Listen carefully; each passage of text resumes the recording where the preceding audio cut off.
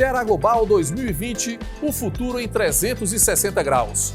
Um evento que trata de comércio exterior, investimento estrangeiro e cooperação internacional. É uma promoção e realização de Câmara Setorial de Comércio Exterior e Investimentos Estrangeiros e Câmara de Comércio Brasil-Portugal no Ceará. Patrocínio de ADESE, AECIP, APSV Advogados, Assembleia Legislativa do Estado do Ceará, BF Fortship, Banco do Nordeste, Bugabu Studio, Café Santa Clara, FIEC, Quer, Sebrae Ceará, SP Combustíveis e Universidade de Fortaleza Unifor, Fundação Edson Queiroz. Copatrocínio de Secretaria de Turismo do Estado do Ceará. Apoio de Casa Azul Ventures, Elephant Coworking, Federação das Câmaras de Comércio Exterior, Instituto Brasil-África, Junta Comercial do Ceará, Mango Ventures, Observatório France, Trends CE, Vetor Marcas e Patentes, Winds for Future, apoio institucional de Apex Brasil, Fé Comércio Ceará e Complexo do PECEM, apoio tecnológico de Mob Telecom e Project TI, TAPE, organização de Prática Eventos e Move On, Mídia Partner, Grupo O Povo de Comunicação. Ceará Global 2020, um evento inovador, imersivo e integrante. Nós estamos falando de diversos temas que têm a ver com internacionalização de negócios. E o tema do nosso painel agora é internacionalização de startups, desafios e oportunidades. Teremos como mediador Wellington Galassi, CEO da Mango Ventures. Nossos painelistas serão João Paulo Paixão, da Dubai Chamber of Commerce, e Priscila Sotana, da Enterprise Singapore. Ceará Global 2020. Aproveitem mais esse painel. Para quem ainda não me conhece, eu sou o Wellington, eu sou o head do Comitê de Internacionalização e de Competitividade da AB Startups e também partners da Mango Ventures aqui no Brasil. Antes de darmos início, eu gostaria de agradecer o espaço concedido pela organização do Ceará Global, através da sua presidente, a Mônica Luz, que em conjunto com a Mango, resolveram juntar forças para a realização deste painel, cujo tema é Internacionalização de Startups, Desafios e Oportunidades. E para ajudar a gente na construção desse debate, hoje nós convidamos dois grandes especialistas, né? A Priscila Sotana, da Enterprise Singapore, representando Singapura, e o João Paulo Paixão, que é o diretor da Dubai Chamber. Boa tarde, tudo bem com vocês? Sejam bem-vindos. Obrigada pelo convite, Wellington. Bem-vindo. João? Boa tarde, Wellington. Obrigado. Legal. Nos últimos anos, pudemos observar o surgimento de uma série de acontecimentos e de fatores que não apenas contribuíram, mas que impactaram diretamente na condução das startups para que elas saíssem dos bastidores, ou seja, do seu papel de coadjuvante, para o protagonismo da nova economia mundial. Como, por exemplo, a gente acabou vendo a melhoria da infraestrutura na parte de telecomunicações e acabou permitindo com que a sociedade ela se sentisse um pouquinho mais próxima uma da outra, né? A outra coisa que a gente acabou percebendo também foi que o surgimento das zonas livres através da criação dos blocos econômicos, exemplo, União Europeia, Mercosul, NAFTA, Comunidade Andina, dentre outras, né? Que acabou levando os países a um nível de competitividade muito mais acirrado. Agora, quando a gente também olha do ponto de vista empresarial, a gente começa a perceber que existe um aumento da competitividade entre as empresas e a busca por redução de custos operacional e de pessoas, né? Só que, em paralelo, enquanto tudo isso estava acontecendo, a gente acabou observando uma outra revolução na economia, através daquilo que a gente chama de economia 4.0, né? Ou adoção do 4.0, principalmente pelas grandes empresas. Acabou observando, por exemplo, a adoção de tecnologia de automação, troca de dados, utilização de conceitos como, por exemplo, de cyberfísicos, internet das coisas, computação em nuvem, né? Novos conceitos também começaram a surgir, como, por exemplo, digital, transformação digital, né? E a mais recente delas é a experiência do usuário, ou seja, UX, né? Só que, além disso, a gente começou a perceber uma mudança também no fluxo global de comércio, né? E uma mudança muito drástica daquilo que é físico para não físico, ou seja, do tangível para o intangível. Só que tudo isso acabou trazendo uma série do que a gente chama de oportunidades, né? Que foi ocorrendo e fazendo com que, de alguma maneira, as startups, dentro desse contexto todo, começassem a ganhar mais visibilidade. Então, elas começaram a atrair investidor, governos e empresas do mundo inteiro. Então, quando a gente olha isso, o mundo ele começou a se tornar muito mais globalizado. Então, Priscila, o que você acha, começando por você, que mudou nos últimos anos para que as startups elas acabassem saindo do seu papel dos bastidores, né, no papel de coadjuvante para aquilo que a gente chama de protagonista da nova economia mundial? Com a pandemia, eu vejo assim, de todo o trabalho que a gente vem fazendo com as startups, internacionalização, aumentou muito as oportunidades, até mesmo se eu poderia até citar por áreas, né? Se a gente pensar no health tech, a gente pensa em telemedicina, isso aumentou, a pandemia em si aumentou tanto as oportunidades, porque forçou com que as regulamentações acontecessem mais rápido. Também eu acho que ficou, como você mesmo comentou, né, essa experiência para o consumidor. Então, o consumidor, ele precisa, né, agora nessa nova fase que a gente está, o consumidor precisa de soluções, ele precisa rápido, as empresas precisam se adaptar. Então, isso gerou uma série de, acho que, oportunidades novas para as startups que a gente não imaginava, né, num período muito curto de tempo. Então, as startups, elas vinham se planejando, a gente vê assim nessa conversa, especialmente entre Singapura e Brasil, né, eu acho que as fronteiras, elas acabaram caindo de uma certa forma que a gente até não esperava.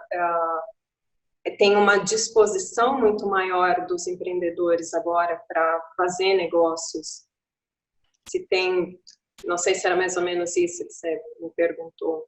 Sim, cara. Concordo com a Priscila. Acho que o momento que, enfim, acho que nos últimos anos tem propiciado aí um ambiente, digamos que mais fluido, mais dinâmico, né? E isso enseja oportunidades aí de novas ideias aflorarem, né? Principalmente com enfim, alguns exemplos de ideias disruptivas e o fluxo de capitais também que cada vez mais está, inclusive, olhando justamente de forma transfronteiriço, né? Olhando realmente onde estão as oportunidades, as boas ideias, onde quer que elas estejam. Uma coisa que eu acho interessante comentar é que no contexto desse momento desafiador que a gente está vivendo, eu acho que a gente vai acabar entrando nisso mais à frente no debate, a pandemia, apesar de ser um problemaço, né, que está realmente paralisando diversas economias e sendo uma grande dor de cabeça para governos, inclusive, para sempre falar para a população, para os custos de vidas e para a saúde e tudo mais, ela de alguma forma zerou o jogo, né, pelo menos momentaneamente, do ponto de vista de competição, não apenas entre ecossistemas de startups, mas entre startups e empresas maduras, né? A gente está enxergando aí empresas, inclusive que têm a sua receita muito certinha, muito previsível, em algum determinados setores, tendo que da noite para o dia ter que se transformar digitalmente por uma questão de sobrevivência, não apenas de ameaça de novos entrantes, né? Pensando nas forças do Porter, é uma questão assim, olha, tudo ou nada, né? E aí as startups, eu acho que por alguma razão estão mais preparadas para navegar nisso daí, inclusive para tirar nacos muito grandes de mercado de empresas que estão pré-estabelecidas já há muito tempo. Então elas estão justamente, as startups acostumadas a navegar nessas incertezas, e acho que o momento é justamente de tentar enxergar as oportunidades e olhar para fora das fronteiras do Brasil, no caso, né? Uma das coisas que eu tenho me concentrado bastante tem a ver com o quão importantes são os novos entrantes em cada setor da economia, ou seja, as startups, para cada um dos ecossistemas. Dentro daquilo que a gente começa a perceber dos aspectos de fluxo global da economia e daquilo que acaba gerando riqueza para cada um dos países. E aí uma das coisas que eu tenho percebido, por exemplo, é que assim, quando a gente olha principalmente alguns índices que são voltados a ranking de competitividade, a gente olha lá o ranking de competitividade global do Fórum Econômico Mundial, eu observei que Singapura o tempo inteiro está lá em primeiro lugar do ranking, né?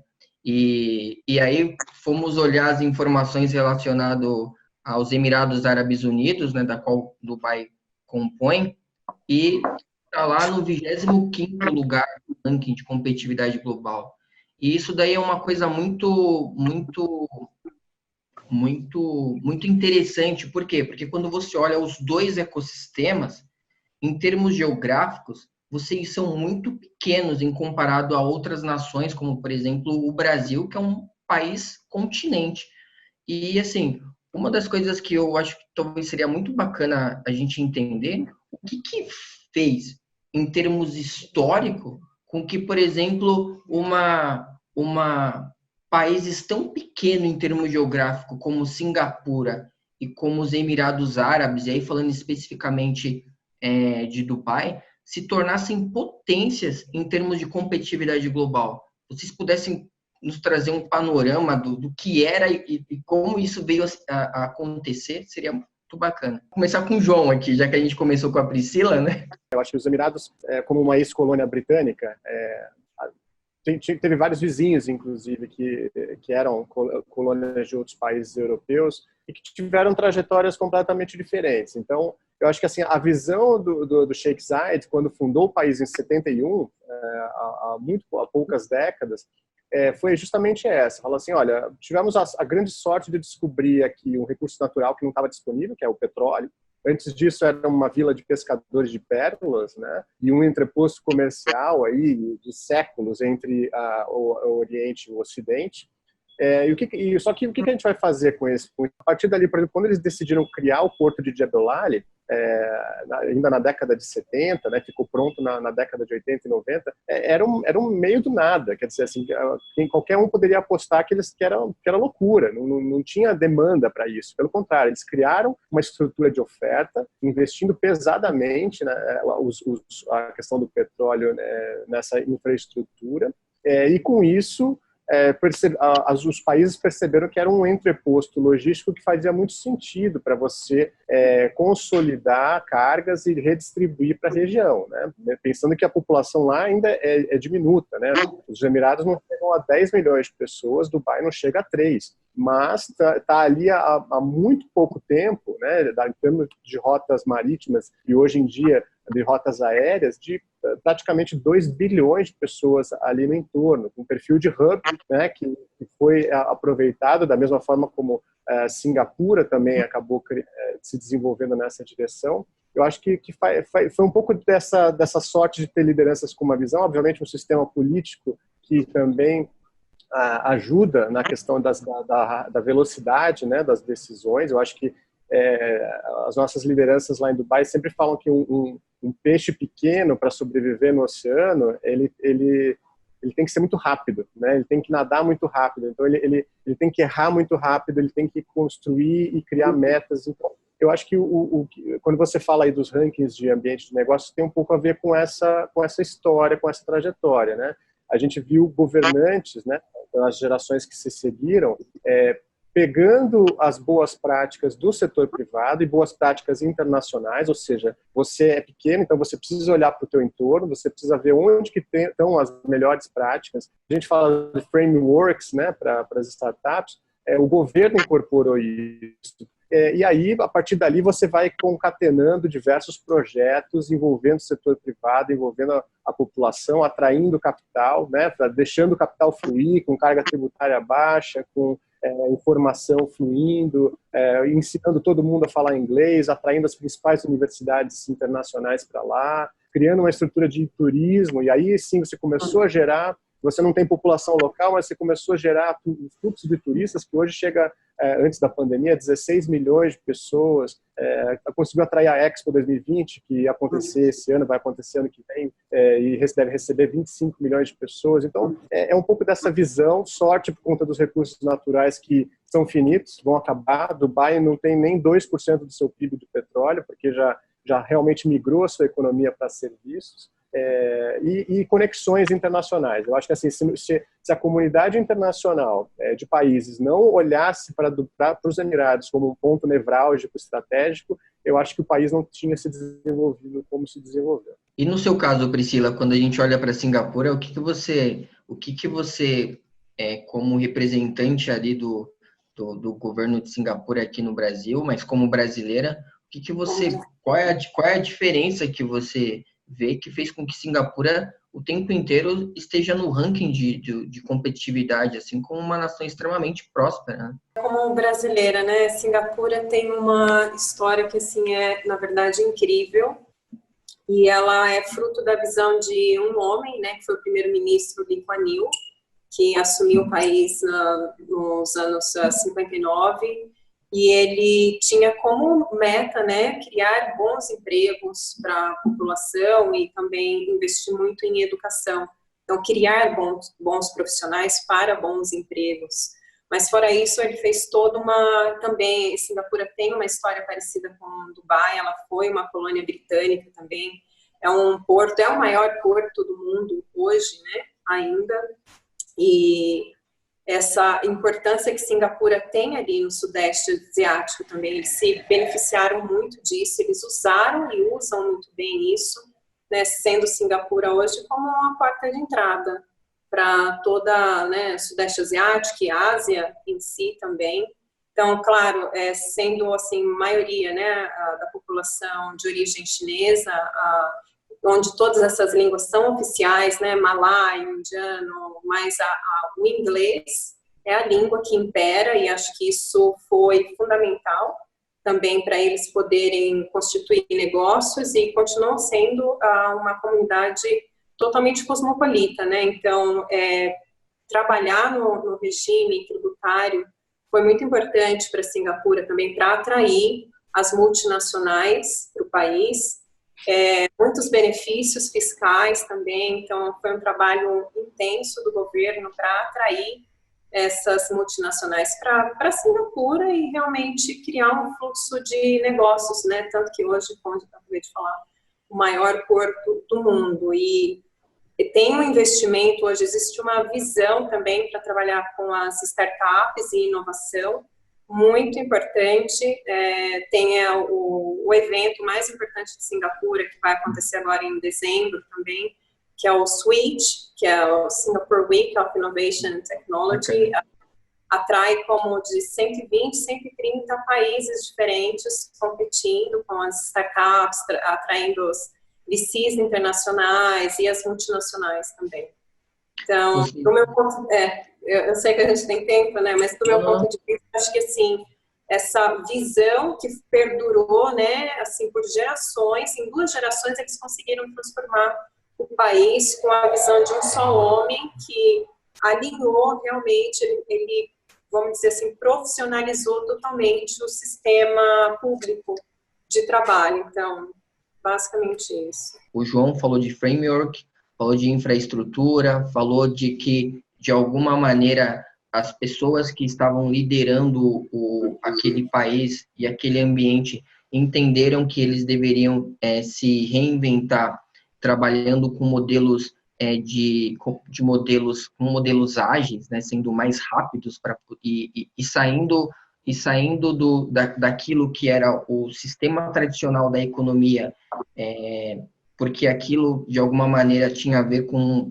um produto finito, que é o petróleo, para poder alcançar outros voos, e aí eles foram para outros ambientes, como por exemplo trabalhando mais com serviço, né? Servicialização da economia. E aí, no seu caso, você também falou uma outra coisa que foi muito nesse sentido de criar um ambiente de negócios atrativo para investimento, né?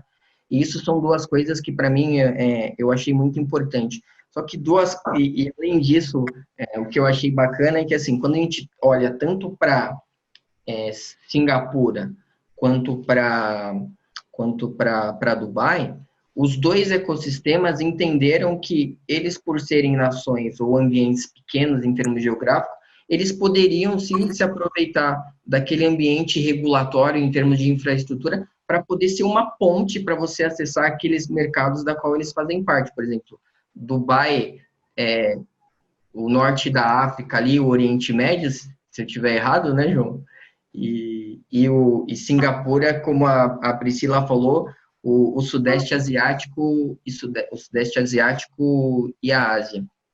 E do ponto de vista de vocês, quando vocês olham tudo isso, vocês acreditam que, de fato, tanto esses ecossistemas, como, por exemplo, o caso do Brasil aqui, o que tem de diferente nesses dois lugares que vocês acham que faz com que, de alguma maneira, eles sejam mais competitivos do que o Brasil? É exatamente isso ou alguma outra coisa que foge daquilo que nós não temos aqui? O ponto é bastante interessante a tua observação, Wellington, porque, assim, Singapura sendo um país pequeno, vamos dizer, 5 milhões de habitantes, é imperativo que eles busquem internacionalizar e expandir além das fronteiras deles, para poder fazer negócio e para poder escalar, né? E diferente do Brasil, onde a gente, pelo menos assim que a gente lida, elas estão muito confortáveis em permanecer no Brasil e trabalhar aqui, porque a gente tem um mercado extenso para ser trabalhado, né? E então tem a questão do regime tributário em Singapura, que também incentiva com que as empresas, as startups, elas saiam a buscar novos negócios fora do ambiente de Singapura. E o brasileiro, assim, pelo que a gente tem de experiência, ele já está tão sobrecarregado com o sistema tributário aqui, que geralmente ele já tem o formato de trabalho para permanecer, né, no Brasil, mas com certeza é o tamanho, acho que influencia, sim. Só complementando, eu acho assim, a questão do tamanho que a Priscila falou faz toda a diferença, né? Eu acho que eu já participei de alguns fóruns na Fiesp e tal, a respeito de alguns países, de alguns mercados, Europa ou mesmo Estados Unidos. E é difícil você... Obviamente que os Emirados têm uma autoestima muito grande, inclusive tem metas assim super ambiciosas de você construir uma cidade em Marte em 2117, de ser realmente um país relevante, mais relevante ainda do que mas tem uma questão geográfica, né, que é difícil você conseguir comparar com um país continental como o Brasil, né? Então, eu acho que assim tem uma forma que a gente precisa ponderar, né, nessas comparações, né? Quando a gente fala de Brasil, a gente não está falando tem que pensar em Brasis, né? Você pode tentar comparar Dubai, talvez, com São Paulo, talvez com Minas Gerais ou Santa Catarina. Mas assim, os problemas de políticas públicas que o Brasil tem ainda para resolver em termos de prioridades são diferentes, né? E nos Emirados, por exemplo, é o único país do mundo que tem um Ministério da Inteligência Artificial, né? O governo enxergou que isso é uma prioridade para o país. No Brasil, não sei se seria lindo ter isso, mas talvez precisa ter o Ministério do Saneamento Básico. Precisa ter as prioridades de problemas para serem resolvidos são outras, mas não dá para você esperar resolver uma coisa para avançar na parte de tecnologia, porque você tem uma competição global, então realmente é complicado a gente conseguir comparar, mas eu acho que serve como inspiração, tanto Singapura quanto Dubai, eu acho que tem que servir como um farol para as empresas brasileiras, startups, para falar, olha, eu quero chegar lá daqui a pouco tempo. Logo no início da minha fala, uma das coisas que eu abordei ali foi o aspecto da mudança da pauta de exportação de produtos físicos para produtos não físicos dentro daquilo que a gente chama de fluxo global de comércio. Hoje, mais de 80% ali do fluxo global de comércio tem a ver com aquilo que não é mais físico, né? Então, isso é uma situação. A outra coisa que a gente também começa a perceber é que esses dois ambientes, que são os ambientes da qual vocês representam, em termos geográficos, são muito pequenos. Então, de alguma maneira, você sabe que o empreendedor, seja de um produto tradicional, e isso acaba impactando também nos novos entrantes em cada setor da economia, que são as startups, eles já trabalham com modelagem de negócios para acessar mercados globais, porque eles precisam escalar. Vocês acreditam que, por exemplo, esse fator de vocês estarem em ambientes muito pequenos, em termos geográficos, foi, do ponto de vista histórico, assim, um fator determinante para que vocês entendessem que seria mais assertivo vocês serem hubs, tanto para os empreendedores locais dos ecossistemas da qual vocês representam, como também se aproveitar disso em dado momento para poder falar para outros países do mundo, eu ajudo você a vir para cá e te crio um ambiente regulatório aqui, porque não é só vir para cá. Eu consigo oferecer para você a oportunidade de conversar com um grupo muito maior de pessoas, de ecossistemas que eu consigo conversar por conta de que eu tenho acordos com esses caras que você não tem. Então, assim, é mais ou menos nesse sentido, olhando em termos de competitividade, de sair na frente enquanto operação-nação. Em Singapura, 700 quilômetros quadrados. Então, eles são forçados a pensar, pensa num país que tem que importar mais de 90% do que consome, né? Onde chegou a importar até a água que consome. Então, desse aspecto, com certeza eles tinham que buscar alternativas para crescer fora do seu país por uma questão de sobrevivência. Então, isso forçou com que eles repensassem, né, estipulassem leis, tributos, incentivos, uma série de benefícios para poder se destacar na região onde eles estavam. O instinto de sobrevivência foi algo que falou também bastante alto nos Emirados como um todo. Eu acrescentaria aí um fator que é o próprio perfil de como que o país acabou se desenvolvendo, né? Essa atração, né? Como você bem colocou, Wellington. Você cria um ambiente, primeiro, logístico, que facilita a movimentação de cargas. Você cria um ambiente regulatório hiper facilitado, né? Só dar um exemplo da DIFC, que é o nosso centro financeiro lá em Dubai. As leis que regem ali tem como se fosse uma zona especial onde as cortes britânicas é que mandam ali, né? A lei britânica é que de alguma forma rege ali qualquer tipo de disputa na parte de finanças e instituições financeiras. Então, o que isso acabou fazendo? Atrai as universidades, atrai as pessoas para visitarem os lugares. Muitas acabam ficando, então as multinacionais acabam expatriando os seus funcionários. Todo mundo fala inglês. Então, o que acontece? Quando você coloca numa sala, né, ou num país pequeno, um monte de gente de diversas nacionalidades, além da gente também ter essa questão de importar a comida, né, os alimentos, quase todos, por conta de segurança alimentar e da quase nenhuma produção local, a gente importa mão de obra da Índia, de Bangladesh, do Paquistão, da Rússia, da China, da África. Então, é um caldeirão ali que as pessoas, a partir desse choque de culturas, e aí vem um último elemento que foi bastante importante, que é uma flexibilização de valores culturais, ou seja, você abriu o país para falar, olha, o Islã, a religião muçulmana opera assim, as nossas tradições operam assim, mas aqui em Dubai a gente vai abrir, ou de alguma forma, um pouco mais para os estrangeiros ocidentais ou de outras culturas poderem coexistir de forma harmônica. Eu acho que isso acabou dando uma mistura, como se fosse uma receita de bolo que deu muito certo, né? E aí, a partir dessa interação entre nacionalidades muito diferentes, né? A gente está falando aí de quase 90% da população é estrangeira, de quase 90%.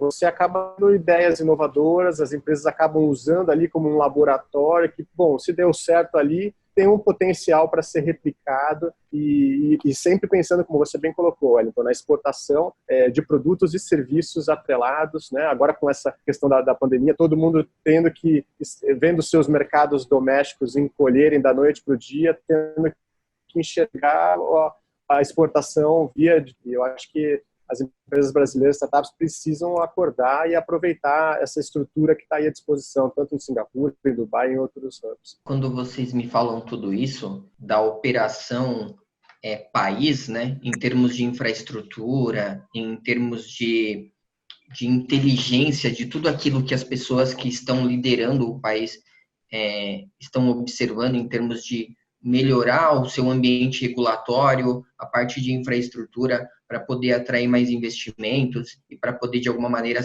atuar como um hub para mercados daquela região em específica. Aonde vocês enxergam a mudança de você, dentro desse processo todo, a mudança em termos de importância para os novos entrantes em cada setor da economia, que são as startups? Aonde vocês acham que eles começaram a ter esses insights, por exemplo? Porque quando a gente olha, principalmente os países desenvolvidos, você começa a perceber o seguinte, que vários deles estão trabalhando num formato de poder trabalhar com políticas públicas de fomento a empreendedorismo e inovação, com políticas públicas que, de alguma maneira, eles possam trabalhar atuando com os novos entrantes em cada setor da economia, que são as startups. A gente vê países como França, ele, enquanto operação país, resolveu que ele queria também atuar como uma nação startup. Aí nós olhamos, por exemplo, na América Latina, aqui o Chile tem um programa muito robusto de fomento a startups, que é o Startup Chile. Aí nós vemos na Europa ali, Portugal também está trabalhando num formato muito assertivo em termos de você trabalhar usando o Portugal como um hub para você acessar tantos países da comunidade de língua portuguesa, um hub para você acessar os países europeus falando português, mas dentro do mesmo ambiente regulatório. E assim, a gente começou a perceber que assim, os países no mundo, conforme as suas economias a economia foi se digitalizando, mas basicamente a pauta de exportação desses países começou a mudar de produtos físicos para produtos não físicos, né? A gente começou a perceber que vários deles começaram a dar muita importância para as startups. E eu queria entender do ponto de vista de vocês, assim, como vocês observam isso? Aonde olhando Dubai e aonde olhando Singapura, em que momento dentro das economias eles falam assim, poxa, peraí, acho que é importante eu começar não só trabalhar com políticas públicas de fomento, mas também começar a ajudar as minhas startups, mas também, além disso, atrair startups estrangeiras e ser um hub para essas startups estrangeiras poder usar o meu ecossistema para poder acessar outros ecossistemas. Eles não estavam mais conversando com o tradicional, estavam conversando com os novos. E é isso que eu queria entender, assim, onde vocês enxergam, do ponto de vista de vocês, onde foi esse ponto de inflexão, essa sacada que vocês tiveram? Eu não sei se tem um ponto de inflexão assim preciso que você fala, bom, aqui que foi que virou a chave, né? Eu acho que tudo vem de um processo muito rápido, mas de acumulação, né? Ou seja, são várias camadas que vão se sobrepondo e, obviamente, que no caso de Dubai, por ser um ambiente onde o internacional circula muito, né? Eu acho que isso facilita, né? Porque você tem esse contato com o externo. Você está o tempo inteiro falando com empresas de outros países, né? No cafezinho você vai encontrar uma outra pessoa de um outro país. Ou seja, um ambiente internacionalizado propicia muito isso. Eu vejo que assim os países que de alguma forma avançaram mais rápido nessa questão dessa sacada, né? Das startups, da transformação digital, etc. Já eram países que tinham no seu bojo ali, né, no seu DNA, ambientes de negócios facilitados para empresas tradicionais.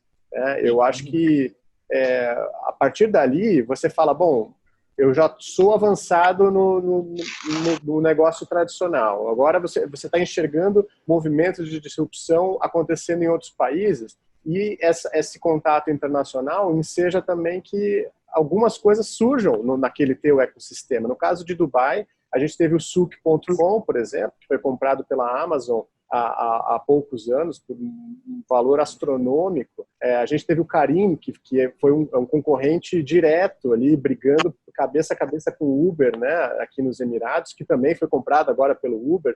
Então, a partir dali, quando o seu país a sua cidade já serve como uma referência ali para a região. Você tem aí Arábia Saudita, Egito, outros países mirando para Dubai como um espelho e falando, poxa, preciso avançar nessa direção. E aí começam a surgir startups bem-sucedidas em Dubai, por exemplo. Isso aí acho que serve como um acelerador para que todo mundo fale, bom, então esse é o caminho. E aí, um último ponto, Wellington, que eu acho importante, é aí a parte institucional, ou seja, não é só, como você falou, o governo começa a dar facilidades, a falar, olha, isso é importante. No caso de Dubai e dos Emirados, é você colocar metas muito agressivas de longo prazo. Então, você fala, olha, eu quero até 2050 que 75% da minha energia venha de fontes renováveis. Eu não sei o que vocês vão fazer, mas essa é a meta. E aí o setor privado tem que se virar para fazer isso, né? Adotar as tecnologias, porque isso tem que acontecer.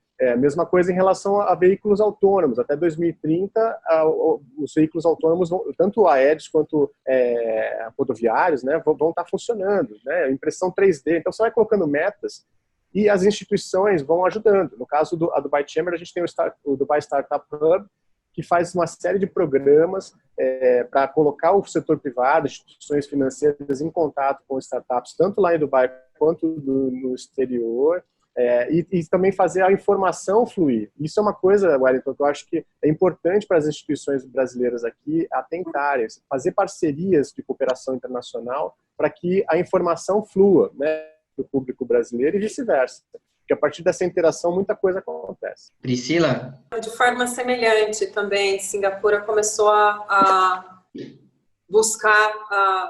O ecossistema de Singapura não tem ecossistema de inovação, não tem mais de 10 anos, né? Então é bem recente e, claro, né, também com metas ambiciosas. Achei interessante que o João Paulo colocou isso, porque nós também compartilhamos dessas metas, né, e as agências espalhadas pelo mundo de Singapura, nós também trabalhamos para alcançar e colaborar com que essas metas aconteçam, como, por exemplo, uma que a gente chama de 30 by 30, que é de Singapura pretende ter 30% de tudo que eles consomem produzido no Brasil. Então, em Singapura. Então, isso força, né, com que quando eles importam mais de 90%, isso força com que tecnologias sejam buscadas para suplementar isso, para fazer isso acontecer. Então, aumento de produtividade, se a gente for parar para pensar, né, fazendas verticais.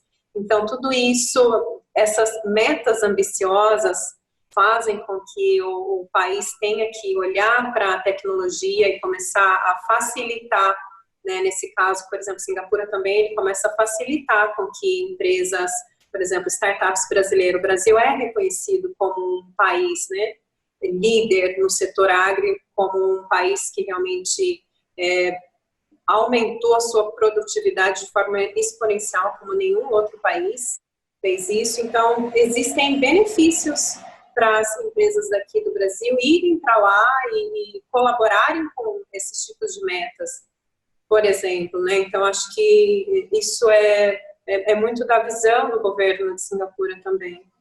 Eu fico chocado quando eu tenho a oportunidade de conversar com pessoas como vocês, porque, basicamente, nos últimos tempos, nós temos nos dedicado para poder implementar aqui no Brasil uma mentalidade vencedora.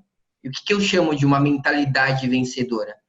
Hoje em dia, o cara vencedor, ou o país vencedor, é aquele país que, dentro do que nós chamamos de mundo globalizado, ele trabalha com mindset global. Uhum. Né? Você tem que trabalhar com o conceito de born global. E isso é mandatório. É a variável mandatória. Só que o que eu percebo? Que, historicamente falando, enquanto operação país, o fato de nós sermos um país continente, o tempo inteiro, historicamente falando, os empreendedores brasileiros dos produtos tradicionais, o tempo inteiro, eles não trabalham com ferramentas de internacionalização, eles não pensam em acessar mercados globais. E esse mesmo pensamento, em termos de mindset, acaba fazendo com que os novos entrantes, que são as startups, eles tenham os mesmos pensamentos. Hoje você vai conversar com os nossos empreendedores e eles falam assim, não, eu vou crescer aqui no Brasil e aí depois eu penso em ir para outro lugar. E isso é muito ruim. É muito ruim porque hoje nós, enquanto operação país, nós já estamos perdendo competitividade. Exemplo, muitas startups brasileiras, antes delas acessarem outros países, nós já estamos recebendo a investida de startups estrangeiras do mesmo segmento. E aí, até pouco tempo atrás, o que nós observávamos, olhando o Brasil, tá? Mas eu atuo num setor da economia altamente regulado. Por exemplo, energia, mercado financeiro e de capital. E aí todo mundo olhava isso como uma variável de competitividade. Não, isso não é mais competitivo, isso já foi. Porque nós já estamos recebendo a investida de startups estrangeiras aqui no Brasil em setores altamente regulados. E isso é muito complexo do ponto de vista da competitividade global. Então, quando eu olho vocês me falando isso, eu observo algumas questões. Por exemplo, é muito importante trabalhar com metas, e aí metas de país. O país tem que ter meta, né? E essas metas têm que ir para baixo. Pelo menos foi o que eu percebi na fala de vocês. Alguém lá em cima colocou uma meta e dentro disso começaram a se criar milhares de políticas públicas com foco a fazer com que essas metas fossem alcançadas dentro de uma série de iniciativas, dentro de um arcabouço. Eles entenderam quais eram as suas fraquezas, e aí eu percebi que vocês falando, eu sou fraco aqui, eu sou um país pequenininho, mas eu preciso sobreviver. Por uma questão de sobrevivência, eles começaram a avançar. E assim, eu começo a observar essas questões, assim, e aí, assim, o que mais me preocupa é, assim, hoje nós estamos partindo para um ambiente onde a nossa economia, a economia mundial, ela está se digitalizando, né? A pauta de exportação mudou de físico para não físico. Hoje a variável mais importante do mundo, o nome dela chama-se experiência do usuário, né? A experiência do usuário é a variável mais importante. Por quê? Porque, de alguma maneira, é ela que manda em tudo. Ela manda em governo, ela manda nas startups, ela manda nas empresas. O usuário, ele faz o que ele quer.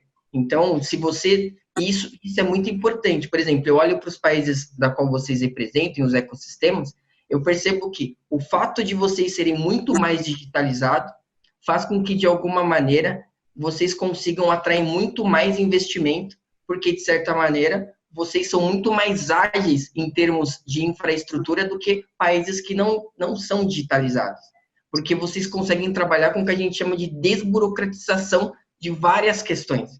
Então, por exemplo, a digitalização da economia faz com que um país seja mais competitivo para atrair investimento.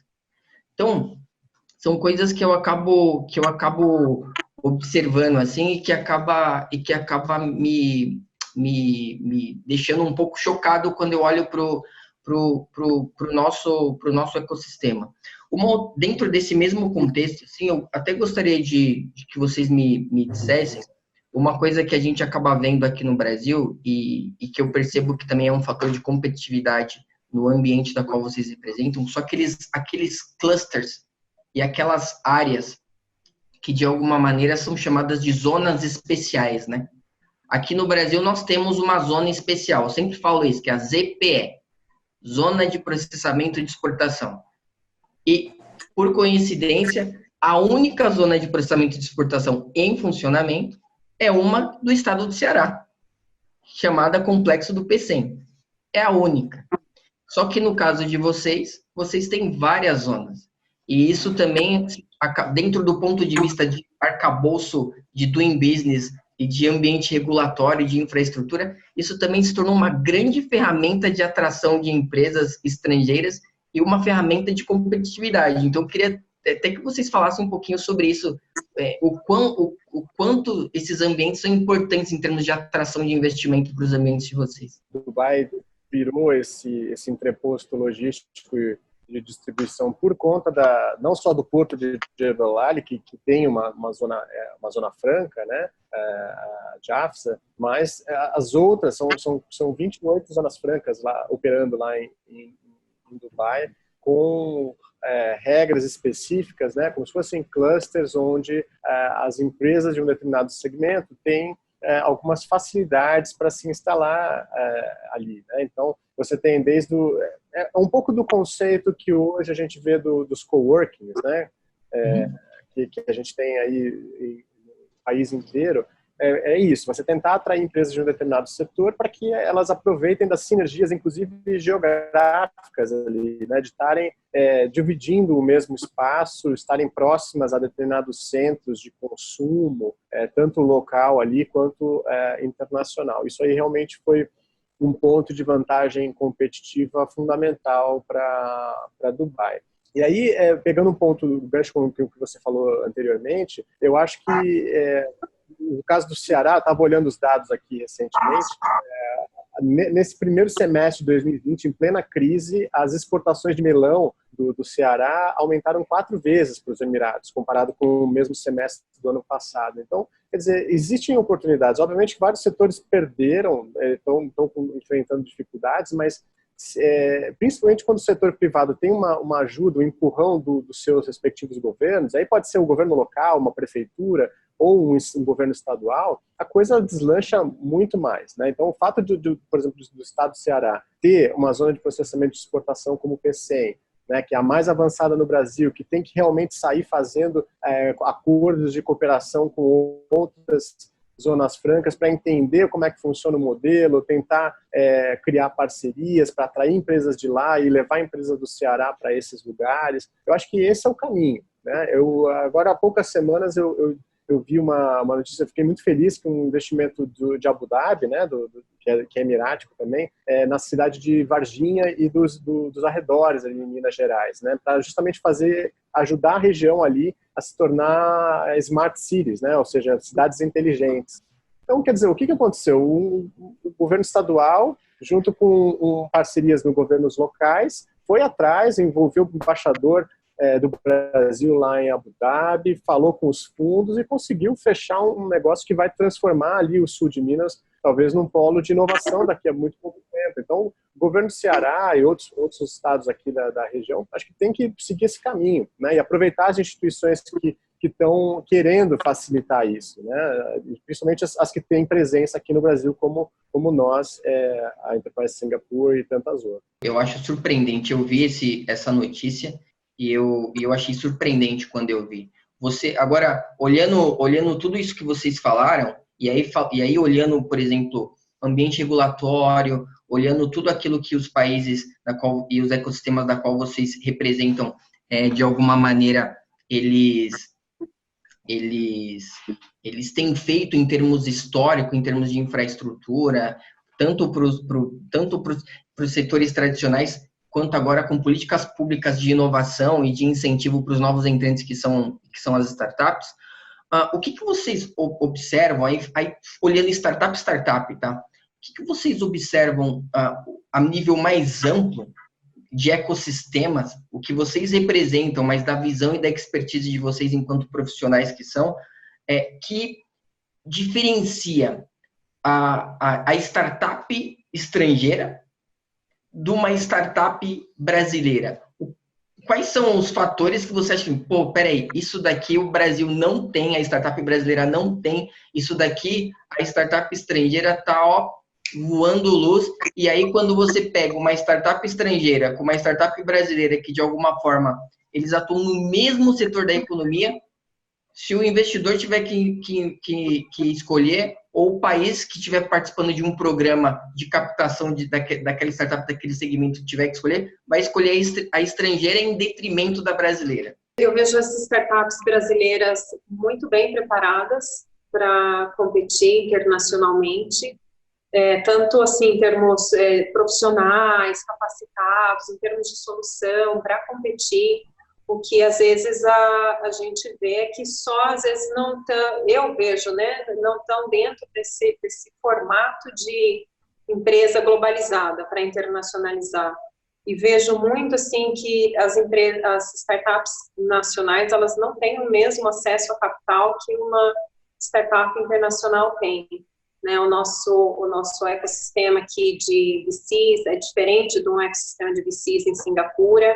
E, por exemplo, o acesso à capital em Singapura é muito, né, diferente daqui. Isso dá asas para a startup realmente avançar no mercado, né, expor a sua solução, conquistar. Eu acho que, diria, mais assim, relevante que eu tenho visto é nesse aspecto. João? Concordo com a Priscila, eu acho que existe esse problema, digamos, né, de acesso em relação ao Brasil. O próprio ambiente de negócios nosso já dificulta, né, quando você fala de atrair algum investimento, né, ou você vender a sua startup para operar aqui, você tem um custo, né, que de alguma forma encarece, né, toda a operação. Pelo que eu tenho visto, eu vejo assim, ou até pela falta de exposição a ambientes internacionais, a conversas, eu vejo que o Brasil, e aí, obviamente, a gente tem que ver o Brasil com as suas peculiaridades regionais e estaduais, mas ainda muito aquém no ponto de vista de comunicação, ou seja, você conseguir comunicar bem a sua ideia, né? Eu vejo alguns projetos que passam pela minha mão, muito mal estruturados, muito prolixos, longos, com números muito redondos, né, para o investimento. Você percebe que não foi feito um trabalho ali de econometria, ou enfim, por que você precisa daquele investimento. O mesmo de marketing, ou seja, você conseguir treinar, mas assim, exaustivamente o teu pitch deck, para conseguir realmente falar de igual para igual com um investidor estrangeiro, né? Eu acho que falta um pouco desse preparo do ponto de vista de marketing e preparação para vender a ideia. Obviamente que a língua é uma barreira, mas hoje em dia você consegue contratar profissionais para ajudar a fazer esse trabalho, você consegue, de repente, incorporar pessoas no teu time que não precisam mais estar aqui no Brasil, né? A gente está aí, com essa pandemia talvez está mostrando que a geografia não importa mais tanto, né? Você tem pessoas que vão poder trabalhar no teu time, ou você encontrar co-founders que estão do outro lado do mundo, né? Mas você precisa falar a língua deles, você precisa conseguir se comunicar e ter, de alguma forma, esse contato constante. Não pode ser uma feira que você vai uma vez ao ano e volta, ou uma notícia de jornal que alguém te mandou por acaso. Não, você tem que ter um sistema de inteligência dentro da tua startup que monitore o que está acontecendo o tempo inteiro lá fora, não só para antever os riscos que você comentou, Wellington, de alguma startup vir aqui e de repente roubar o teu mercado, mas de repente você tem uma boa ideia, tá? É como um para-raio que sabe antes as tendências lá fora, que mesmo que sendo um contexto cultural e econômico diferente, pode te dar uma vantagem assim astronômica aqui no Brasil. E você me falou uma coisa, aí já emendando para os dois, eu queria perguntar o que vocês acham do ponto de vista de vocês, quais são os erros capitais das startups brasileiras nos processos de internacionalização delas? Isso, assim, tem sido realmente um empecilho, muitas vezes, para as startups brasileiras, talvez se internacionalizarem, que é a questão da comunicação, né? Acho que a articulação, talvez, do projeto. Eu vejo assim, vejo bons projetos, vejo bons profissionais, e às vezes eu acho que realmente a questão da língua, né, é uma questão até cultural, talvez, do Brasil, na forma como articula e na forma como isso é tão diferente de Singapura. Acho que eu nem vou entrar nisso, porque talvez a gente não tenha tempo, mas é super interessante. Eu acho que vale a pena, sim, acho que as startups revisarem seus pontos de comunicação, para poder entrar em outra cultura, especialmente quando a gente fala em Ásia, né, que não são só 11 horas de fuso horário, mas existe uma distância emocional, né, muito grande de uma cultura para outra, que acho bem relevante. Eu diria que esse é talvez um dos pontos, talvez, principais. A gente já está indo para o nosso final, eu vou fazer uma última pergunta para vocês. Queria ficar aqui mais tempo, porque de fato a conversa está muito boa. Eu estou aprendendo bastante com vocês. Eu gosto de conversar com pessoas onde eu aprenda. Então isso é importante, né? A gente viu agora nos últimos tempos que todo mundo teve que ficar em casa, né? por conta do Covid, por conta de tudo isso que veio nos acometer, né? E a gente acabou percebendo também que existem dados dizendo que as economias no mundo, por conta do Covid, elas tiveram que antecipar o seu processo de digitalização de 10 anos em 3 meses. Então, coisas que aconteceriam só daqui 10 anos em termos de digitalização foram trazidas para 3 meses. E isso é impressionante do ponto de vista do ecossistema global, né? Eu escrevi um artigo faz algum tempo atrás dizendo que, assim, os países no mundo que, mesmo durante a pandemia, aqueles que pudessem manter exatamente investimentos em termos de políticas públicas, ou eles pudessem auxiliar as startups, seriam os países que, de alguma maneira, poderiam ser aqueles que tivessem maior retomada no pós-pandemia. Por quê? Porque por conta exatamente da digitalização e o investimento nos novos entrantes, que são as startups, aquelas que trabalham muito com produto intangível, poderia ser o fator de competitividade desses países no médio e longo prazo na saída do pós-pandemia. E queria só perguntar para vocês o seguinte: a gente percebeu que muitas startups ganharam muita projeção, muita coisa aconteceu nesse momento. Só que, voltando de novo, aí uma outra questão. A gente percebe que o fato de muitas economias não estarem digitalizadas acabou, consequentemente, impactando diretamente nos seus processos de internacionalização. Então, eu queria que vocês me dissessem o seguinte: agora, diante da nova economia, da economia voltada para o digital, e olhando do ponto de vista de startup, o que vocês poderiam falar para as startups brasileiras dentro da nova economia, já que nós falamos de erros capitais das startups brasileiras, da economia tradicional até o Covid. Então, a partir do Covid, o que talvez vocês poderiam dar de dicas para elas, para o empreendedor do Ceará, para o empreendedor que não é do estado do Ceará, mas é de outro estado brasileiro, que de alguma maneira está pensando em acessar mercados globais dentro do que a gente chama de nova economia? O que vocês poderiam dar de dicas para eles, para que eles pudessem, de alguma forma, avançar e serem mais competitivos nesse novo mundo, no novo normal? Bom, então é complicado, realmente, é uma situação bem, bem desafiadora, acho que todo mundo está vivendo. Eu vou pegar o gancho da tua pergunta junto com o comentário da Priscila em relação à comunicação e dizer assim, o que eu acho que as startups tinham que pensar, primeiro, é ajustar a bússola, né? Eu acho que, historicamente, as startups aqui brasileiras olham muito para Estados Unidos e para a Europa como o farol, né? E a referência deste século é a Ásia e provavelmente a África. Então, assim, se preparar para realmente acompanhar o que está acontecendo lá, né? E isso aí, obviamente, tem todo um trabalho que tem que ser feito do ponto de vista de língua, de inteligência, de contatos internacionais e tudo mais. Esse é um ponto. E com isso vem a customização do teu projeto. Então, uma coisa, também é um problema que a gente vê, startups que preparam o pitch deck certinho para atrair investidores americano ou inglês. E aí ele vai tentar apresentar para o chinês, ou lá em Singapura, ou em Dubai, da mesma forma, com o mesmo teor, as mesmas imagens, a mesma abordagem, não funciona. Você precisa customizar a tua ideia para o teu interlocutor, né?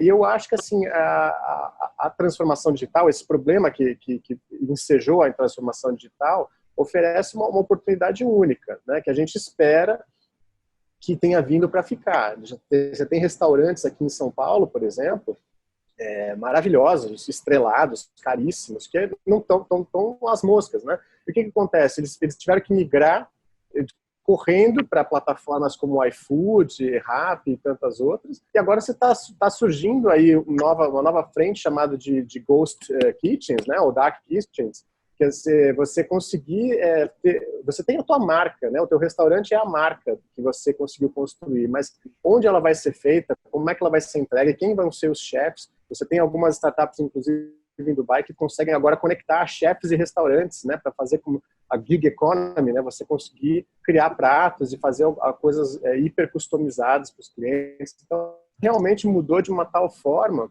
que a gente espera que quando a crise passar, as pessoas não tentem voltar para o normal anterior, porque é impossível, é um efeito catraca. Uma vez que você passou, você já migrou a tua empresa para o digital, você não vai conseguir voltar para o 3.0. Agradecer pelo tempo de vocês, foi um bate-papo muito bacana, isso foi um bate-papo na realidade, foi uma aula. Eu acho que as pessoas que estão nos assistindo, com certeza, elas aprenderam muito com esse momento aqui conosco, e gostaria de agradecer a oportunidade e também pedir para que vocês agradecessem e para que a gente possa se despedir. Uma pena. Priscila. Wellington, bom, muito obrigado. Eu acho que sim, foi muito, muito bacana mesmo, também de conhecer um pouco de Dubai e a oportunidade também de participar do Ceará Global e poder contribuir com, né, os ouvintes aí que vão participar. Wellington, obrigado pelo convite, parabéns pela moderação, é sempre um grande prazer participar de eventos com você, sempre aprendo muito com os teus insights e esperamos que o Ceará continue avançando aí como tem avançado na internacionalização das suas empresas, das suas startups. Não, bacana. O Ceará, de fato, está se tornando um ambiente extremamente global, está fazendo coisa muito bacana. Eu acho que as pessoas têm que começar a olhar para o ecossistema do Ceará, que muitas coisas estão para acontecer para os próximos anos. Gente, é isso. Muito obrigado. Obrigado mais uma vez àquelas pessoas que estão aqui, se disponibilizaram o tempo de nos assistir. E até a próxima. Até. Tchau, tchau.